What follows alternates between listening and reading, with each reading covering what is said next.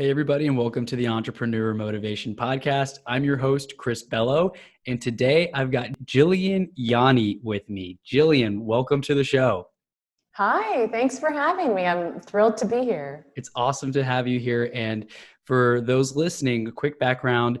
She's been storytelling since she was 19 years old, and Jilliane attended her first storytelling competition in Detroit. And from the moment she saw that storyteller perform, she was hooked. And I've got a couple of things in my life too. When I saw that, it just hooks you. You see someone doing it very well and it inspires you. So that's incredible. And Jilliane's greatest joy in life is helping business people to build their confidence and find their voice. I'm excited to dive into this topic. Yeah, I am too. Of course, I'm biased. I love talking about storytelling, but I'm thrilled to be able to share a little bit about what I know with your audience. And like I said, I find joy in helping people to find their story. So if anyone out there listening is able to start to think about what their story is and how they can share their story to build their business or just express themselves, then I feel like I will have done some good today. That's incredible. So the storytelling, when you were 19, I don't know if I've really seen storytelling, at least being told as a story. Was it specifically someone telling a story, like a speaking type event or a competition, you said? Yeah. No, I appreciate you asking that question actually, because I think it's one of the problems I face as a business person who is a storyteller. When I say the word storyteller, I mean, what's the first thing that comes to your mind when I say storyteller? Honestly, for me, I went back to kindergarten where the teacher was reading me the book, right? Yep. Right? Exactly. That was the picture that came to mind. Oh no, my lights went out here.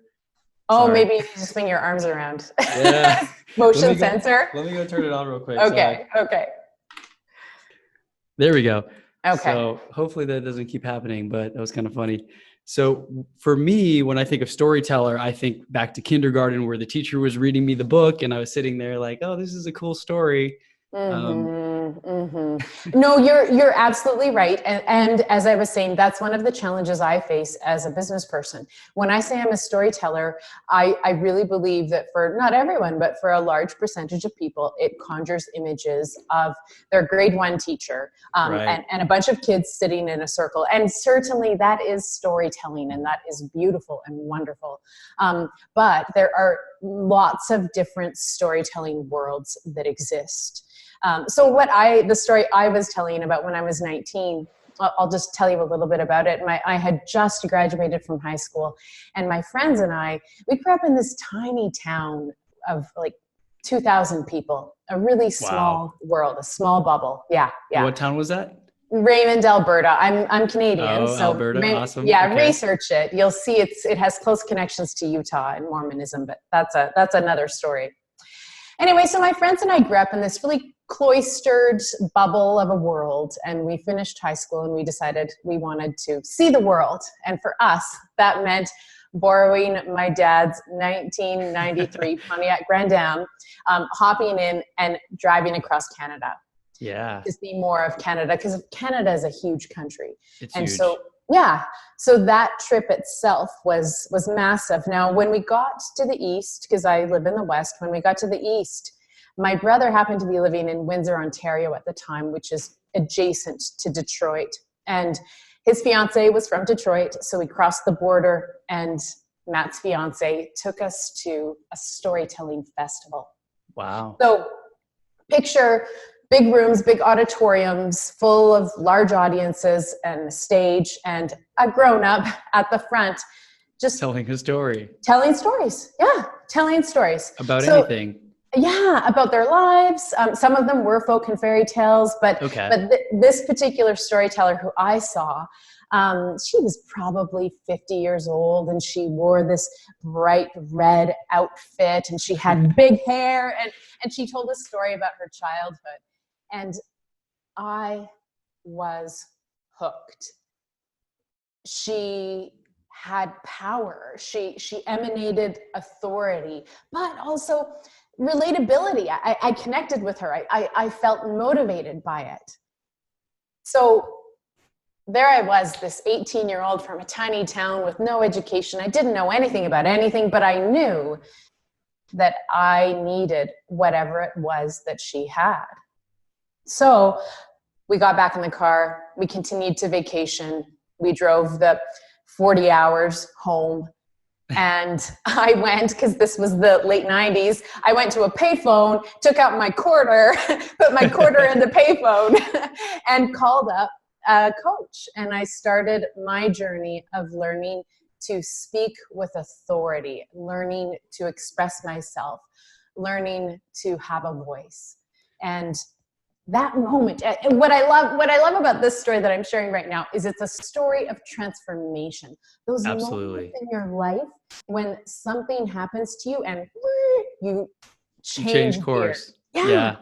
That was a change course moment for me. And so it's crazy to me. And it's funny how this happens where you weren't really planning on going there. You just happened to be close. And then you hopped over to Detroit and you saw that storytelling competition. When you came back and you got a coach, I'm assuming, was it a speaking coach, or did the speaking coach have some kind of correlation particularly with storytelling? Like, are there storytelling coaches out there really? Yeah. Again, really good question. So she was, and like I said, there's different worlds in different niches, right? Right. I mean, when's the last time you went to a meetup and you were like, oh my God, there's a whole community for red Lego buildings. Yeah. Right? Yeah. There's something for everybody. It's crazy.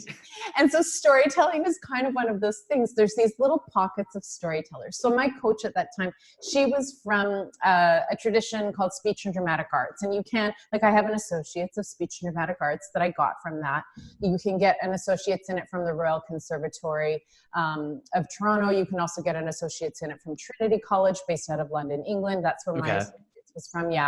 From there, I went on to get a Bachelor of Fine Arts, and then I pursued a master's degree in librarianship because, of course, stories, libraries, right? Lots of parallels there. And I wrote a thesis on storytelling and education. So there's worlds of storytellers who storytell for self-expression, for entertainment. There's storytelling in the theater field. Then there's storytelling for business, which I think what that does is marry the performance art of storytelling with the logistics and the communication that is necessary in order to do business well. And that's what I do. I use all of my skills in the performing arts and I translate those skills and download them onto my clients. And then I say, okay, let's find out what story you need to communicate to get your message across effectively. Because people make decisions based on emotion, and then they justify those decisions with logic. With logic, right. And storytelling is all about feeling. It is. That can be difficult too to convey, because personally, me, I've gotten a lot better in speaking and inflection and things. I've done some Toastmasters, but mainly from the weekly podcast. That has forced me to constantly stay on top of my game and think I'm about to say, let me just pause, right? But even then, the feedback I've mostly gotten is, oh, Chris, you're a little monotone. You know, you have good way of speaking. You don't say, but it's kind of plain and bland. Storytelling and getting emotions and invoking those feelings, that is the next level that really impacts your audience and helps spread your message and make sure that it sticks. And I'll notice this at every conference that I go to. People usually start off with a story. They want to make sure that you remember, because you don't really care so much about the statistics or whatever. Those are easy to forget, but you won't forget a story or the way that someone made you feel. So storytelling is just incredible. I need to get to the next level on that personally. Yeah. So why do you think it is then? Like it's really interesting that you bring that up, that we remember stories. Why do you remember stories? I'd say I remember stories because it's very relatable, right? If someone, and I guess this is probably why people like podcasts and how you can start to feel like you know the podcaster, because they're talking about what they did in their day, or even social media in general. When you're following someone, they're like, someone parked so close to me that I had to get in through the other side of my door and I couldn't get into the car and it was hard to back out. And everybody can relate to that and remember that because they can think to one or two times that's happened to them most likely. Yeah. Especially if you're in a close-knit meetup group where everyone's in a similar spot as you. Like if I talk about entrepreneurship to people in corporate jobs right now, they won't really relate because they get the paycheck every 2 weeks. It's a different lifestyle versus when I meet with my mastermind and everyone's like, I'm getting a bunch of no's too when I'm trying to go out and find clients. And how do I continue on? You can relate a lot more closely, I'd say, and you can share that emotion and you've been through the trenches together. And that's why I think storytelling really sticks for me. Storytelling has some really powerful elements to it. One of those is images. So this morning I was just flipping through my Instagram and I saw a line, like the first line, you know, underneath the photo, there's you can see one or two lines and then you have to click see more. See more. Yeah. In the first one or two lines, it said, when I was a kid, I always wanted to be a rock star like Tiffany. And immediately I was transported to my basement in 1988 when I used to listen to I Think We're Alone Now and twirl around in my dress-up dress. And so you better believe I clicked, let me read more, because you can relate to it. Yeah. The image was so powerful. And that character was a character that I could slip into the shoes of that character. Right. Like Harry Potter. Why did Harry Potter relate to millions and millions of people?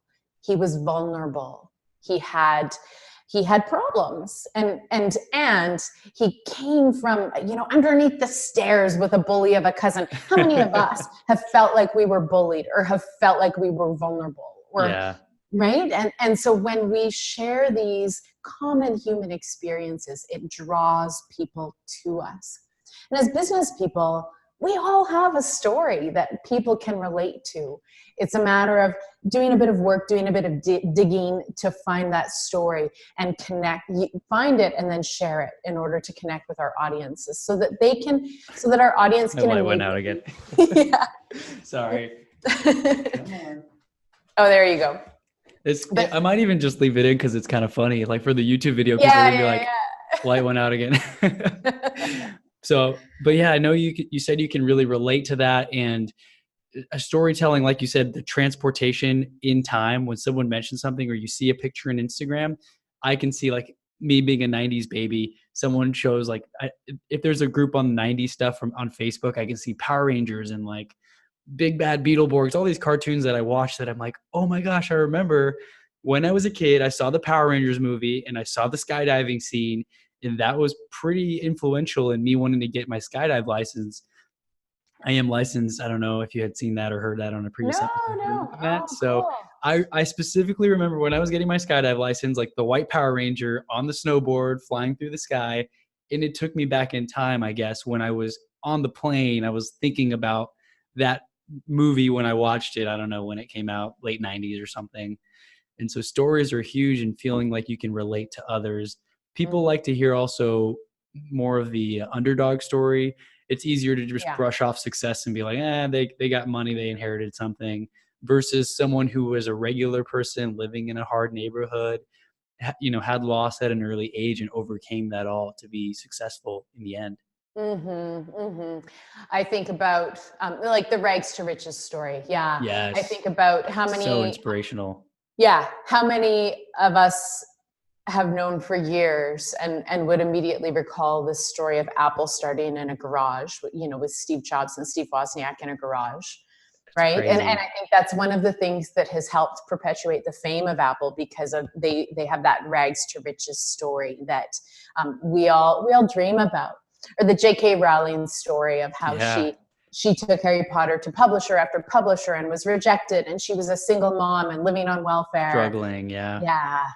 So we relate to those. And I mean, of course, like your average business owner isn't going to have that story, particularly when they're just starting out. But there are really powerful stories that every single one of us has, especially as entrepreneurs, because entrepreneurs almost exclusively start their businesses from a fiery passion. You know, there's something there. There would have to be something deep within you that would cause you to become an entrepreneur, right? Right. And usually the thing that I tend to notice between my entrepreneurial friends, there tends to be that uh, questioning of what could there be outside of a cubicle or a day job, or maybe they got the degree, like my story. I got the degree, got into the job I thought was supposed to be the thing that I was going to do forever. And I started to quickly realize, like, oh no, this is a trap. How did I end up in this place that I'm not excited to get up every morning for? Mm-hmm. And that's part of my story now when I'm telling people. I actually went to date myself. I went to a high school reunion recently, a 10-year reunion a couple months ago, maybe. Mm-hmm. And I Mm-hmm. saw a bunch of friends I hadn't seen in 10 years. And I was like, hey, everybody, let's do like a 10-second quick recap. What did you do in the last 10 years in like 5 bullet points? And that was our quick story to catch everybody up. So it was incredible to hear everyone's different stories. One guy he'd gone to like 40 countries and he did a bunch of startups and he made some money, he lost some money. And then a few other people had been, just stayed in town the whole time, but they're still doing some cool stuff, but their bullet points weren't necessarily as crazy. And then Mm-hmm. mine was like, okay, so I got a good job. I filed a patent on an invention. I quit my job thinking I was going to be a millionaire in no time.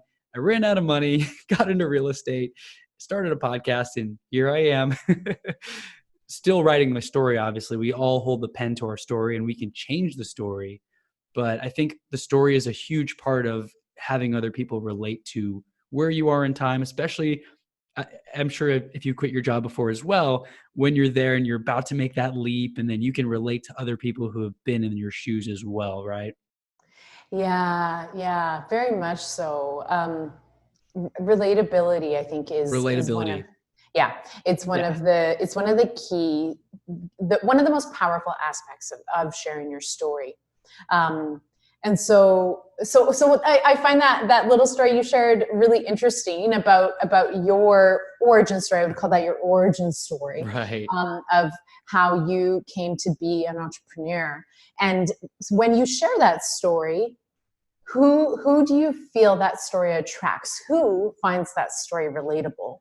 I've written a couple of these long caption Instagram posts, and my girlfriend's always like, "Who reads that?" I'm like, Mm-hmm. obviously, people who relate to my story are the ones who Mm-hmm. can read it. I mean, she's Mm-hmm. probably like, "Okay, I'm not going to read that, skip."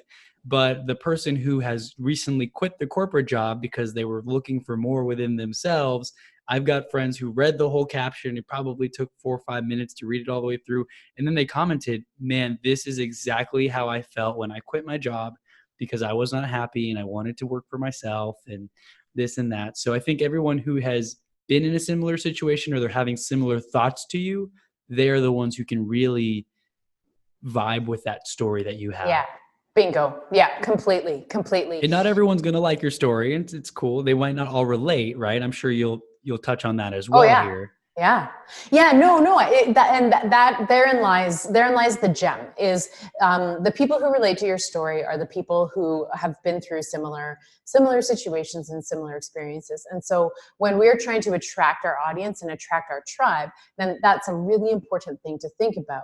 You know, who do I want to attract, and how am I going to use my story in order to be able to attract those people, to Right. draw my tribe to me. And I really think as people in business, the heroes in our stories are not necessarily ourselves. The heroes in our stories are the people we serve. Yes. Um, we we make a choice as business people to work for a particular client group, you know, people who have a particular need and a problem that they need to solve. And you know, if my clients weren't coming to me looking to develop their stories and looking to find their voice and to reach their audience through story, I wouldn't be here. They truly are the heroes in my story. And when I Yeah. highlight them and highlight their journey and their problems in my story, then I send signals to everyone else out there who also needs to find their story and needs to reach their audience through the power of story. They see themselves in those shoes. They're able to, just like we transplant ourselves into Hogwarts when we read Harry Potter, they transplant themselves into my story by being able to relate to the heroes in my story who are my clients. So Yeah. So it's an important perspective to have. I mean, certainly I tell stories where I'm the hero. That the story I told you about my trip across Canada back in 1998. Yeah, I'm the Right. hero in that story. That's my story, and I share that story so that people can get to know me and get to understand me a bit better, and that's really important too. But when you're really working to draw your audience to you, to help them to understand how they can interact with you and how you can serve them, place them as the heroes in your story, and it's a powerful way to approach it. Yeah, and I think you touched on something really important here where you have to have your own story as well to share with others, but especially if you're doing, I hear this a lot on ads or Facebook ads or whatever that you're doing. A lot of people start off, and I started off when I tried a couple things before I've gotten into real estate and everything. I started off trying to introduce myself on like an ad, like, hey, this is who I am and what I've done. And no one, no one really cares about my Yeah, story or our yeah, story at first, especially a cold audience. If they don't know you and they're just see you when they're scrolling through Facebook, they're like, who are you? And like, I don't care about your educational background and stuff. How can you help me with the problem that I have? So instead of, at least the tips that I've seen on different ads, instead of me saying, hey, I'm Chris and I went to A&M and I did this and I studied this and now I'm in real estate, now I just wasted 20 seconds of time. And people have such a short attention span. You've got to cut right to the chase, right? A lot of people start with stories like, imagine a time when you were a kid and you remember this happened and how did you feel? And do you hate not having enough money to pay your bills? However, they flow to like the whole pitch that they're trying to give to you, but it always starts off with some kind of hook or some kind of story or situation, at least the ones that are done really well. I think you hit upon a key point when you said like people don't really care about Yeah. about you or about me. They're looking, they have a particular problem and they're looking to solve that problem. And so Right. by helping them to understand as quickly as possible that you're the person that can help them solve that problem that they have, you're saving their time, you're saving your time, you're saving everyone's time, and you're being really authentic in telling people how you're here to serve them, what you have to offer. Absolutely. For storytelling, whenever you're helping business owners craft their story, is it more geared towards public speaking or just their branding and their messaging or their website? Do you have a certain focus that you have for them, or like what's your process for helping develop someone's story? Yeah, so really good question, and I would say I'm right in the middle between Okay. the branding and the public speaking part. My skill set, I am really good at helping people to be able to communicate out loud with power and impact. I'm Perfect. I I am a coach for TEDx. And like I That's have a awesome. background in the performing arts, so that's something I'm an expert in. I'm also an expert in helping people to find their story. So what I help my clients to develop is something I call their core story collection, because I believe that every business owner needs a collection of stories that they can whip out of their back pocket so that they're prepared for any sort of communication situation. And as soon as you have those core stories and they're clear in your mind, then you can apply them to all the different channels that you might need to send information out on, whether it be social Okay. media or whether it be you're giving a talk or whether you are, say, crafting the About Me page for your website. So I help people craft things like their pitch, a values story, a Yeah. vision for the future story, an origin story, your customer success stories, things like that. Like Mm-hmm. testimonials and stuff like that as well. Mm-hmm. Mm-hmm. I recently heard on another podcast, this was really powerful that I took away. Like I mentioned before, I tend to fall into the whole, oh, here's the statistics and my background and who I am and why you should work with me, which people can't Yeah. relate to as much as a story. And the guy on this podcast was saying that 95% of stories, I forget the statistic he used, but most stories are the messages that are actually retained. And Yeah. like you said, if you've got all these stories in your back pocket, you know, if you're doing a 30-minute speech or a 1 hour speech, which stories to take out, which stories to leave in. Yeah. And maybe you have that same origin story or story that someone can relate to, and you've got the 20-minute version of it if you're in a longer speaking engagement, or you can do the 10-minute quick version and cut out the Yeah. part about your uncle or whatever to make sure you stay within time, because that's very important. And kind of like what you said, how you help people almost on their pitch or their elevator speech. Mm-hmm. That is so important, because sometimes you'll go and you'll ask somebody, what is it that you do? And after 4 or 5 minutes of them rambling, you're like, I don't think they really know exactly how to pitch their value or what their main focus is. Yeah. Versus when you ask somebody and they tell you in 2 or 3 concise sentences, I do this and this. You did it in your email with me too, when you told me what it is that you do. And you probably got it memorized to the T, but you're able to convey what it is that you do clearly, who the audience is that you serve, and what kind of value you can bring to them in whatever amount of time. It's the power of story. The power of story. When you become really clear about your message. Yeah. And exactly. the delivery, right? That seems to be the other key piece here. Well, it goes a long way towards helping you to come across as being confident and authentic. And the beauty of it is, these are skills you can learn. This isn't a talent you're born with. They're skills you can learn. I really appreciated you talking, Chris, about how since becoming a podcaster, you've started to think about things like pitch and pause and the 4 Ps. And I just a side note, I would never have thought of you as monotone, just so you know. Really? Thank you. Yeah. And if you listen to my first podcast episode, it's like, hey, this is Chris, this is the Entrepreneur Motivation Podcast. And now it's like, today we're going to be talking about this. And I have a really awesome guest who's going to be talking about A, B, and C. That was an awesome example right there. Thank you. Of like not speaking with vocal variety and then speaking with vocal variety. You're doing my work for me. But the beauty is too, like what we're doing here, recording it and then listening back. Yeah. I've listened to podcasts of myself or watched videos where I'm like, wow, I keep saying that same word so many times and now I'm conscious. Versus everyday conversation, if you're never capturing your message or practicing, you may be saying certain words or doing certain things without even realizing it, that you can pick up on when you're actually reviewing tape and reviewing recordings. So if you go back, everybody in the audience, go back to episode 1 and then listen to this episode, and you're going to see a night and day difference. And I'm sure that goes for all of us, right? Gary Vaynerchuk, look at his oldest videos on YouTube. I think they were put up in 2007 or something. And it's just on this terrible phone. He's very monotone. He seems shy. And then now his videos are like, whoa, he's doing a keynote at some big conference and he's excited and really into it. And the energy is completely different because he's found his voice and he's able to tell his story now as well. Yeah. So the key that you just highlighted there is the fact that these are things you can learn. So yes, you can always learn everything, and practice makes perfect as well. Exactly. Yeah. Corny, but true. Yeah. So just to share a little story about this, I run an event in the city that I live in Calgary, Alberta, Canada.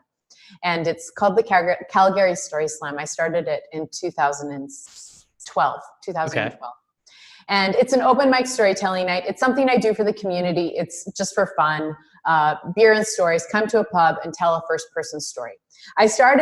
When I first started it, I was new to the city, and it was more than anything because I wanted a space to tell stories at.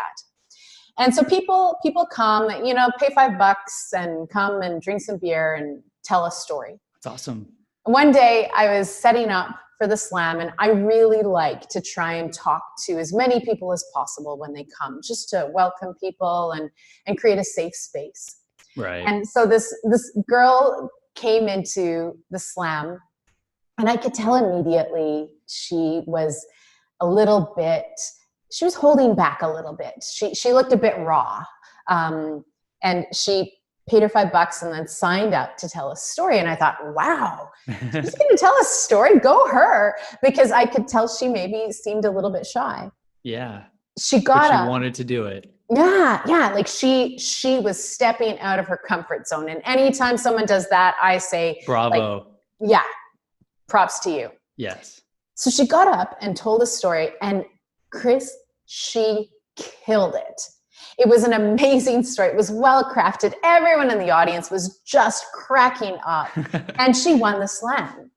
Really? She won? She won. So she walked out of the slam about 3 inches taller than she was. With confidence. Yeah. And she came back And she came back again and again, and she came for years. She eventually started bringing whole tables full of people. She kept telling stories. Her boyfriend started telling stories, and like they became part of the slam community.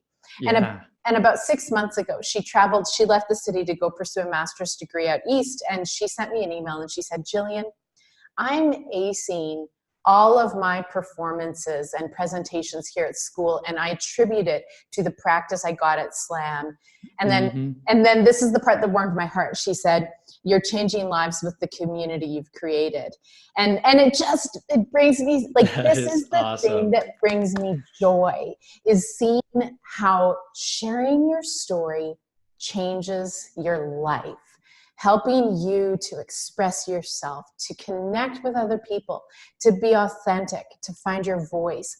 These are the moments that change our lives. And it's beautiful. It really is.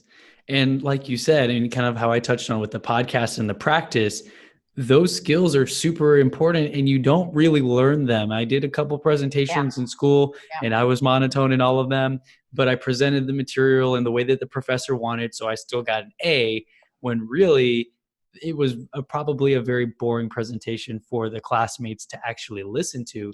And the example that I always give is, think of an engineer. I worked at an oil and gas company, an engineer who knows so many, and nothing against all engineers, just, some engineers who are very data driven and analytical, but they may not necessarily be very good at presenting the information.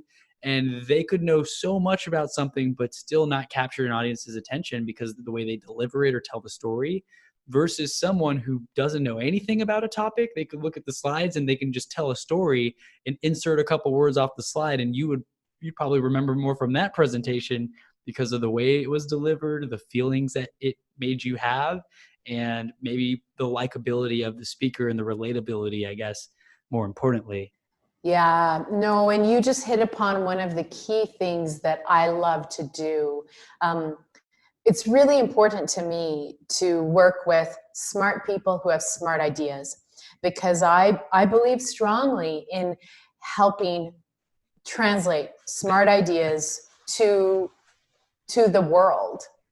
We have a lot of problems we need to solve in this world that we live in, a lot of really complex problems that require a technical, complex skill set. Right. But like you highlighted, we don't all learn how to communicate our ideas with conviction or with feeling. And people make decisions based on emotion and justify those decisions with logic. So if I can take someone who has a really smart idea for solving a complex problem and help them to communicate those ideas with feeling, then I know I've done something good in this world to be able to translate impactful, important ideas to the population, to be able to solve complex problems. We need technical skills. We need smart people at the forefront solving the world's problems. We also need skills, the skills to be able to get those ideas out there so that people hear them and believe them and are able to buy in, right? Right. And it takes stories to do that. It really does. One example, I was just listening this morning to a podcast. I don't know if you listened to How I Built This. No. It's one of my favorites, but it really goes and touches on the stories piece. For example, they've got stories of like Sarah Blakely with Spanx and the guys from Airbnb, Instagram. Most recently, the founder of Bird and Snowboards actually just recently passed away, I guess maybe yesterday or today or something. Oh. And his story was aired again, that they re-released the episode in his honor. But each episode is basically a story of a successful, huge founder who now, was worth millions or whatever, billions sometimes. And it's basically the story of them going through the trenches. And you hear about when the guy was going door to door trying to sell snowboards before snowboarding was really a thing. And he just got laughed out of the room from all the ski shops. He gets a lot of credit for even starting snowboarding. And it's kind of cool to see how you can go ahead and craft your story and share that story and inspire others, because the underdog story, like we talked about earlier, I can relate. And I'm like, wow, he's not the only one facing rejection, and she's not the only one who's been told no 100 times and kept showing up and had the days where she didn't want to get out. Mel Robbins talks about this. She didn't want to get out of the bed, and the covers, it was so cold outside and she just wanted to stay under the covers. And you've got to tell these types of stories to motivate others, because we've all had those same feelings. Yeah. We don't want to get up. We don't want to go do the things that we know we need to do. We don't want to go to the gym. But you hear these stories and you see how others overcame that. And that's when that emotion is extremely important in helping you actually get in motion. I like that. Emotion is important to get you in motion.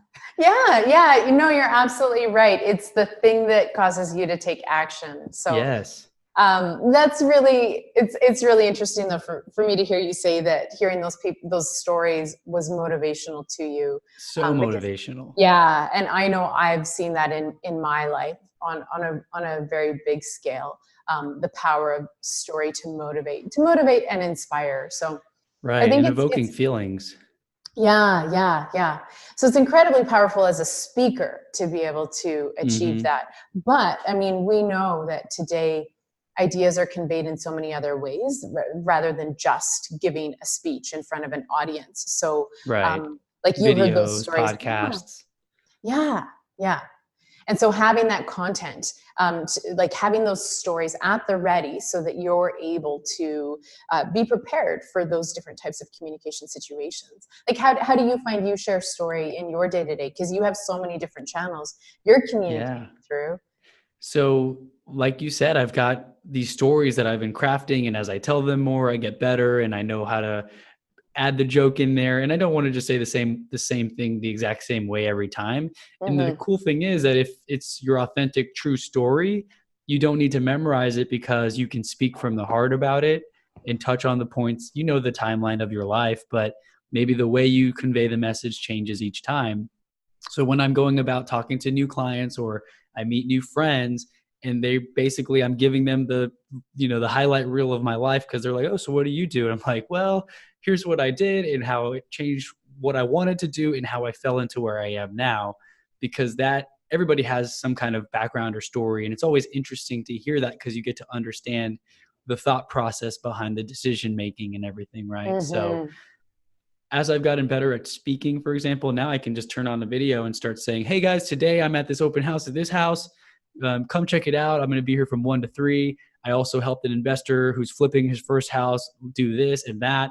And I can just do that in 2 minutes and upload it without editing it to convey my message, my, I guess, reality of what I'm working on, and also my authenticity, which I think is video really helps people get a better feel for your authenticity versus some article that you could have outsourced and, had virtual assistants do and an editor fix, right? Yeah. How about with you? Is that how you convey your stories as well and your message? Yeah, no, absolutely. And I really appreciated what you said about how you don't have to memorize stories. And when you don't memorize stories, it helps them to be more authentic. I couldn't agree more with you. Because you own your stories and it's true. Yes. It's you. Yeah. And that's absolutely the approach I take in my coaching with people is I call it creating the story skeleton, which is just the bare bones basics of your story. Yeah. The first thing you need to do is evaluate who's my audience and what do they care about? And then what do I care about? What is the important message I want to convey? Being really clear on that message so that you can be sure that you're getting to where you want to get to. Answer the, what do I want my audience to think, feel, or do at the end of this story? And giving clarity on the think, feel, do, your key messages, and who your audience is. I mean, those are the ingredients to help you to craft. Important. Yeah. And then when you learn your basic outline, the skeleton, then you improvise. It's like jazz. You just fill it in. I love that. That's a good example. Or even jamming. If you've got a basic beat, right? The guitar starts playing some. I've played the drums for years. I don't play that much anymore, but the friend starts playing something on the guitar.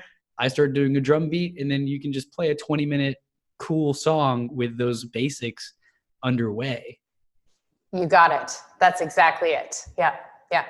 And that, like you were talking about, that is the key to having that authentic delivery. I mean, people know when something is memorized. You can perceive that. Yeah. And it becomes a barrier between you and your audience. And it also doesn't set you up for success, because who's ever been in that situation where you've memorized something and you forget part, Mm-hmm. and then you stumble and you feel awkward and you start to get nervous, Right. right? It's not that different than when you get up to give a presentation and the technology fails, and then you feel like you're naked in front of your audience. Absolutely. If you have it up here, then no matter what else happens, you're good to go. Just having it up here doesn't mean having it memorized word for word. It means you have the essence, you have the key message. Right. And then you can be confident. Confidence. That is Confidence is so key. much of it. Confidence is so key. I love what you said about the skeleton of just having the bare bones of what you need, because that was some feedback that I got from a guy who had done professional speaking across the country. I was kind of getting mentored by him, and he was giving me feedback on my pitch. Before I got my real estate license, I was pitching to real estate agents to send me off-market properties. So I did it for about a year without his feedback because things were always busy and stuff. But then he came in after a year and he recorded me and he gave me feedback and was like, well, you were kind of just listing off features of how you can help. You weren't really evoking emotions. And I could tell you were trying to just, mutter off or spit off things that you memorized. So it was causing it to come off as, not being authentic. And I started to work on it. I had the skeleton down, and then I started to change things up each time, but I had the bare bones were the same, and the way I delivered it was a little different. The jokes that I told maybe, it became a lot more comfortable and natural for me, where I actually could loosen up the audience instead of them thinking like, okay, what is he about to pitch? What's he going to ask me for? Versus now I position it in a way where I'm just a regular guy and I'm able to actually provide value to you. We can work together to help your clients out. So that really goes along to trust. The way you deliver it, the way you make people feel, that will determine whether or not they trust the message that you're trying to deliver. Yes, absolutely. You hit upon a few key things there that I think are really important. Like one is when you're clear on your key messages and who you're talking to, and what you want the audience to think, feel, or do. Like, yes, then you can be confident and fill it in so that you can be authentic. It also empowers you to know what is the most essential thing here. And time to turn the lights on. Yeah, hello. So then you know the most essential ingredients that you can then translate over to other platforms as needed, right? Right. So I mean that approach applies to speaking, but those ingredients empower you to be able to take that message and share it in other ways as well, because you now have absolute clarity on those ingredients. That's so important too, what you were saying about having the idea of what the message is, who your audience is. Personally, in my own story, for example, I had an idea for an invention, and my friend and I went the whole route of trying to get it manufactured. And we kind of had some customer feedback from friends and family, but not really a whole lot of market testing. And that was an example of how we tried to create a product without having the messaging right and the audience clearly defined. So a lot of people try to come up with some kind of offer or some kind of product without having those basic steps defined. You've got to really kind of work it backwards. Like, what is the message that you want to share? What's the value you want to add? Who's the person that you're going to help? And what's the message that they are looking to hear? All of those basics need to be done. That's the foundation before you do anything else. Yeah. That's what I call placing the customer as the hero, which we talked a little bit about earlier. But when you are when you're speaking to someone, they're gifting you with their time and their attention. It's a gift. I mean, in this world of 1,000 most important channels, thing. right? Yeah. I could be doing a million things with my time right now. So for anyone who's choosing to listen to this podcast, I respect you, and I respect the fact that you're taking time out of your day to listen to this. Therefore, I am going to work to add value to this conversation, to you, to serve you. I'm going to place you as the hero in this situation so that I can show respect by adding value to this conversation. So anytime you are speaking, anytime you're sharing your story, by putting the customer as the hero in your story, then you are offering something meaningful to that person who's gifting you with their attention. Absolutely. And you're Yeah. making them the hero. That is something that I've been actively working on lately. My girlfriend, again, she's kind of more introvert. I'm like the extrovert who dominates conversations. And she's like, you didn't let that person talk at all. And I was like, that was me holding back. What are you talking about? But kind of like you said, it can be difficult to let other people take over conversation and for them to be the hero. A lot of us just want to talk about me, me, me. What did I do? How awesome am I? Why should you work with me? Versus what are your needs? What is it that you're looking for? How can I best serve you? So when you have that customer is the hero focus, that is, I think, the key to winning over more customers and to making sure that they are your true priority and not that you're just trying to get another sale or close another deal. Yeah, it's an act of empathy. Yeah, Yes. yeah, yeah. Which is something I strive for with my storytelling, and strive to help my clients to be able to achieve as well. Yeah. So for your storytelling clients, I'm just curious, once someone signs up with you, do you have a process or timeline or kind of an expectation of how long it will take for them to craft their message? I'm sure you've already got it broken down to like, okay, your first homework step is to figure out who your customer is and this and that. Like, do you have a maybe 2 or 3 points you can touch on of what your process looks like once someone is to work with you? Yeah. I have a program. So it's an Okay, 8-week program that I deliver via Zoom, delivered by me. And within that program, I help people to develop their core story collection. So as I was telling you, perfect. I feel there's 7 core stories that every business owner needs. And so when they take the program, they learn all about how to position the customer as the hero. They learn all about those 7 core stories. And then, like, I have a series of exercises that I take people through to help them to do that self-discovery, to find out what their story is Okay. and how to convey it. And then I also coach people on the performance aspect for people who are aspiring speakers, but also we all need to talk to humans. And and like you've been highlighting, Chris, like learning to be able to communicate with the pitch, with pause, all of those skills really goes a long way towards making you a more engaging, interesting speaker, which is in itself an act of empathy. Is it not? True. Right? Yeah, Right? you want people to make sure they're actually getting something out of your speech because, like you said, Yeah. time is so valuable. And I think the worst thing that can happen is when you spend an hour or 2 hours, even if you're watching a movie that's not very good, right? You feel like I can't get that time back. Like what was the purpose Yeah. of that? Yeah. Versus when you go to an event where you get so much value and you're like, oh my gosh, this guy spent an hour with me and I'm able to do X, Y, and Z that'll immediately impact my business positively or my relationships or whatever. Yeah.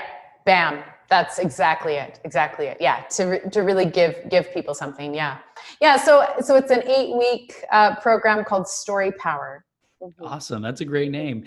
And even with your story slams, I guess I've heard of like poetry slams, right? So is Yeah. that so story slams, instead of just going up there telling poetry, you're actually telling stories, short Yeah. stories, I Yeah. guess fiction, nonfiction, everything, right? No, not everything. No, I'm really I am Focused. very clear Okay. on Do you what it still is and do what these it story isn't. slams? Oh yeah, actually, there's one next week on Thursday. Yeah. Awesome. How Yeah. frequently? Once a month? Every week? Every other. So there's 6 a year. Yeah. Okay, cool, Yeah. cool. Every other month. Yeah. So what is it that you try to stick to or that you focus on in your story slams? First person stories. So something that is mostly true, because we all Okay. know a good story sometimes stretches. Right, right. It's like it's a fun night for the community. Beer and stories. So Yeah. first person, mostly true stories. There's always a theme. The theme for next week is first. Um, Like a first anything. First anything. Now, I've been working really hard to get the message out about the million different kinds of firsts there are, because the last thing I Yeah. want is a whole night of like the first time stories, right? Yep, yep. They might be pretty similar. Right? Yeah. So, Relatable. yeah. So, like what it was like to be the firstborn, or tell me Okay. about your first day on the job, or when did you get first place, right? That's cool. Okay, Yeah. that's very creative. And I'm not sure if you've done Toastmasters before. I've gone to a few just to practice my public speaking skills. And one thing that I recommend people do if they're going to do that, the main takeaway for me was the impromptu speaking when they'll have Yeah. pick a topic out of a hat and talk about it spontaneously for 2 minutes without making any ums or ahs or errors. And you pick something out of the hat. Let's just say, if I were born again, if I could restart my life, I would dot dot dot.